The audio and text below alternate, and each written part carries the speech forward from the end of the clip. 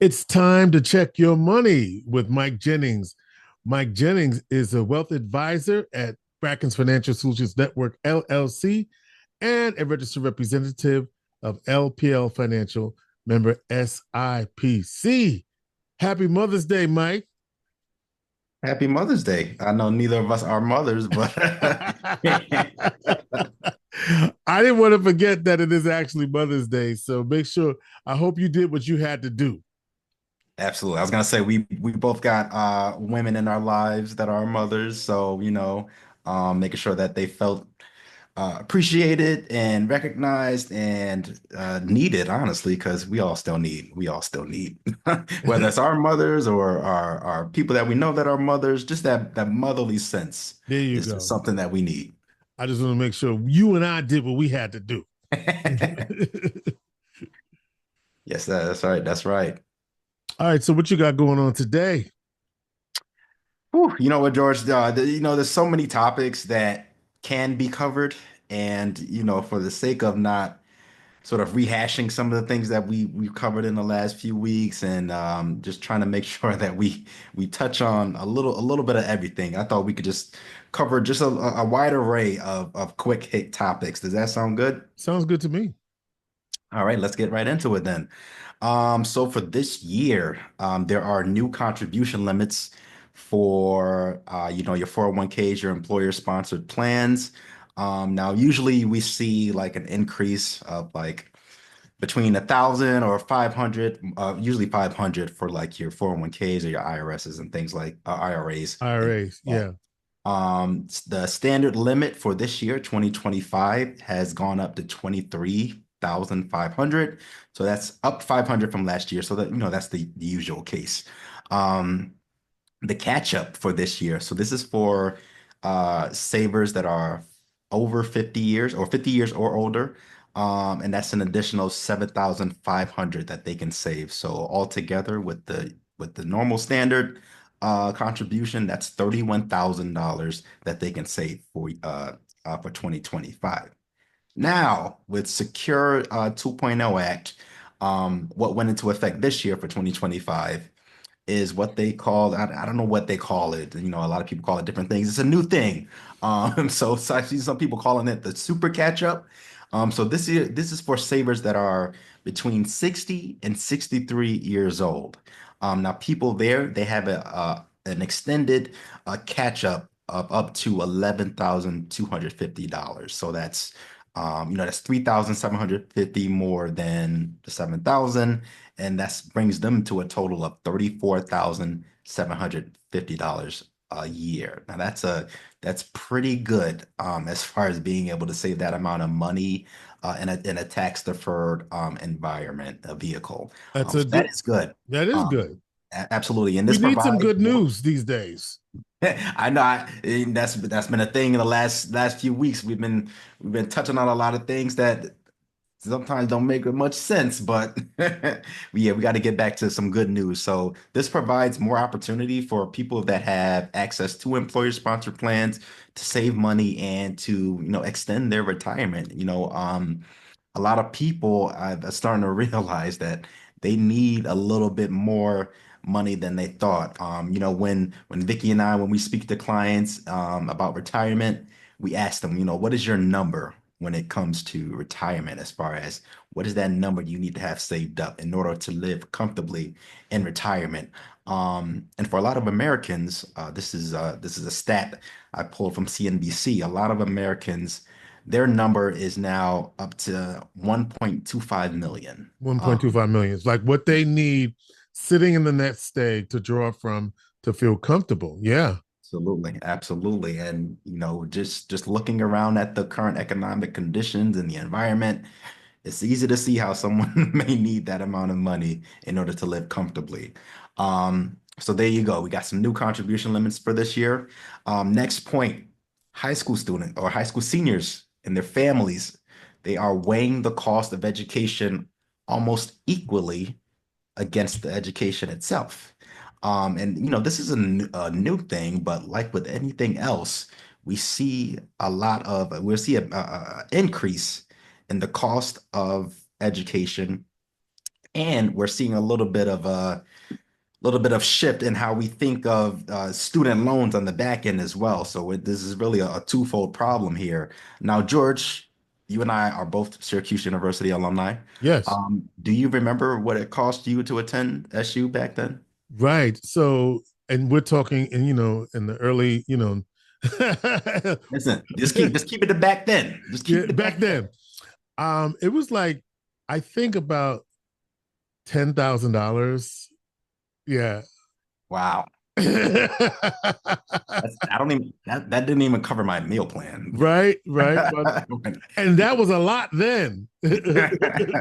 So when I was there, that was, I think my first year started like mid 50s as far Yeah, as total cost of insurance. And then by the time, my last year, it was like 68. So right. average between those two, average of that range for 4 years, you're looking at $250,000 for the total cost of Yeah, education. yeah. Luckily, I had some help with some scholarships, and I got my tuition waived. So, even with all of that, I still came out with about $50,000 in loans after I Right, left college. right. And now today, the cost of attendance for Syracuse sits at around 90,000. 90,000. 90,000. So for 4 years, you're looking at close to $500,000 for one kid. Now, And that's at Syracuse University, a private institution. private So and institution. and it's but then if you look at the Ivies, it's another level up. Listen, if you got a kid that can get into the Ivies, hopefully that means they can get some scholarships as well because they're gonna need it. And now this is just a tough situation now more than ever because kids at that age, they already have a tough time looking like too forward into the future. Like, they're just worried about the next year, what they're going to do when they get to college and their friends, the parties, the things like all kinds of stuff, right? Um, so, but not only is the upfront cost of attending college increasing, but like I said earlier, it's the back end problem of having to deal with student loans on top of that then for decades, and that's Mhm. going to be a reality for most. The current trend we're seeing with the federal administration is that this problem has gotten too out of hand, and they are taking a pretty aggressive route to address that. Um, Many people with student loans, when those loans they're about to find themselves in a pretty complicated credit situation, on top of the affordability and everything else. When these loans have to restart their required payments, they're pretty much gonna start impacting people's credit off rip. Off rip. So that is going to lower some of the opportunities from people as well, and just in the credit sense. Right. Um, so what can college hopefuls do, right? Let's not get too far into the doom and gloom. Let's bring it back a little bit. What can these college hopefuls do, right? So there's a method that I'm pretty sure all of us has heard about or have maybe some of us even experienced. And I think most people call it the 2+2 method. So this is where students attend an affordable community Community college college, yeah. for 2 years and then transfer to a four-year college, whichever one they like, to complete their bachelor's. Now, immediately, this cuts the upfront cost of the loan needed or the upfront costs for the more expensive school, and then on top of that, the loan as well that's going to be needed. You're only looking at 2 years. So that already can bring down the total cost of education. And Um, and you're seeing, Michael, even partnerships with some of the community colleges as the gateway to Absolutely. that. As a matter of fact, obviously the 4 years, but you want you there for the 4 years. But the beauty of that is you get the 4 year degree, or you get the degree from the institution, Mhm. and no one, it doesn't matter if it was 4 years or whatever. That's the degree from, and there used to that's the degree you get. And there used to be a president at OCC, for example, that marketed just what you said. That's the way they did it. I forgot what his name is, but he definitely did that. You took the words right from me. I was going to bring that up. So, Oh, okay. I mean, We talk about Syracuse because we know that's both our that's our Alma maters. Yeah. alma maters, right? And I can see my very expensive piece of paper right on the wall next to me.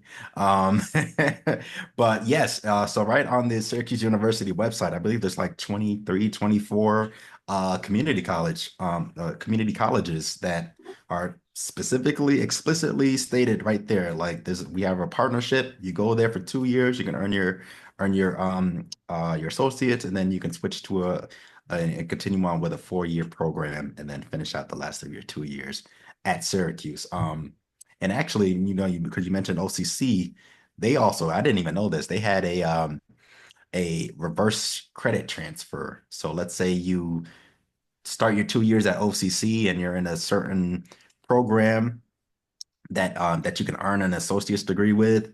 And let's say you transfer to Syracuse before you finish that degree out, you can actually transfer the credits that you earn at Syracuse to finish out and still earn that associate's degree at OCC. So it's like you can kind of reverse time a little bit and end up getting both degrees. So that's awesome. Wait a minute. So Um, you could start in with your upper level credits and then go back and get the lower level credits? Like just if when you leave OCC, you do your 2 years at OCC, Right. you get enough credits to transfer to Syracuse, but maybe you missed a class or two to actually earn your associate's degree.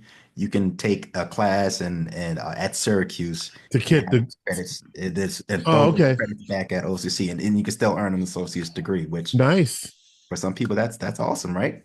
Um, so yeah, things like that. Anything that you can do to cut down the cost of attendance for any school that you go to. And also there are still so many great opportunities out there.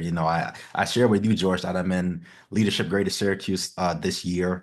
And I learned so much just from being able to visit like OC and BOCES, for example. They have Hmm. so many great programs over there. And it's really just getting over that stigma. And, that's also something with like OCC and other community colleges, right? As parents, I'm not a parent yet, but as parents and people that are looking to send their kids to colleges and or just any secondary or post-secondary education platform, right? Stop talking down about these programs because it's not the same as it was back when you were in school or back when whatever whenever you start hearing all these stories and things. Some of these schools are really on the come up, and just from us speaking and being here locally, we know that OCC has a pretty big hand in with Micron and things like that. They're actually getting a miniature clean room and they're at their campus, so people could start there and go for their the technical or tech degree and get hands-on experience in a miniature clean room, which is what Micron they're going to be building here pretty soon. So that's awesome. Third point, right before we get out of here. So Social Security beneficiaries could see their checks cut in half if they have been overpaid. Now, the federal government, in their crusade against unnecessary spending, are targeting people who have been overpaid in Social Security benefits. So this can happen if the person's situation changes, or if they fail to inform the IRS in time about a certain change, or if the IRS itself makes a mistake. There's plenty of different reasons why this could happen. But previously, the government said that they would withhold the entirety of people's checks until the repayment is satisfied. But just recently, they have reduced that to withholding only half. So 50% and what they call a clawback is what is known as. And this applies to all Title II payments. So that includes Social Security retirement, Social Security survivor's benefit, and disability benefits. So only getting half of your Social Security check, I don't probably needless to say, can be catastrophic to a lot of people that rely on those payments for rent, mortgage, utilities, or any other necessary spending. And this problem is only exacerbated by the cutting of IRS employees and resources. So the people who find themselves in this situation, they might face a situation where they can't even get somebody on the phone to even start dealing with this, right? So the best thing to do in this situation is just to make sure you don't get into this situation or have a viable plan and getting out of it if need be. And this may be just one of those issues where a little creative problem solving is needed. And for that, you can always certainly give me a call at 315-748-5540 or send me an email at michael.jennings@brackensfsn.com. All right, Mike Jennings is a wealth advisor with Brackens Financial Solutions Network, LLC, and a registered representative of LPL Financial, member SIPC. He is your friendly neighborhood advisor.